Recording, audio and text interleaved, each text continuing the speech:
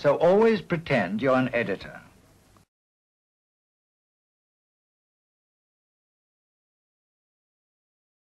When I started Entertainment Weekly, a wise editor plopped down the ASME guidelines on my desk about all this stuff and said, Jarvis, it all comes down to one sentence. The reader must never be confused about the source of content, period. Let's be honest that we're trying to confuse the reader now. And that has an impact on our brands and ultimately on them. But I want to make a larger point here, which is I think that the problem here is that you're all following the wrong leader.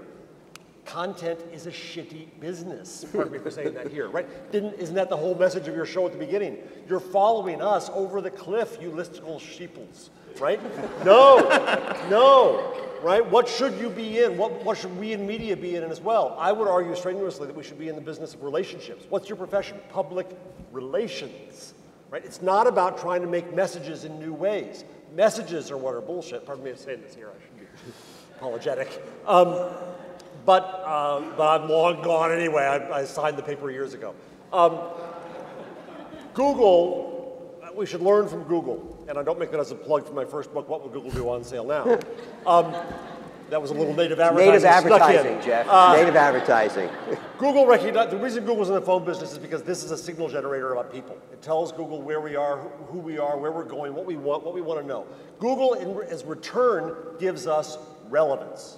It can give us that relevance because it has a relationship with us, not as a mass getting a message, but as individuals with a need. That is what every company, every one of your clients should be endeavoring to do, not to make more crappy content for the world. That's what media should be doing.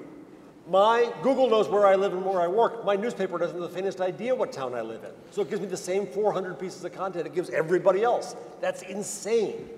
So I don't think this is about trying to get in the content business and fool people with new ways to do messages. It's messages that are dead. It's content that it is an old Gutenbergian concept of filling a container. What we have the opportunity to do now is to have relationships with people so we can learn about them and their needs and give them relevance in return. That should be your goal. So always pretend you're an editor.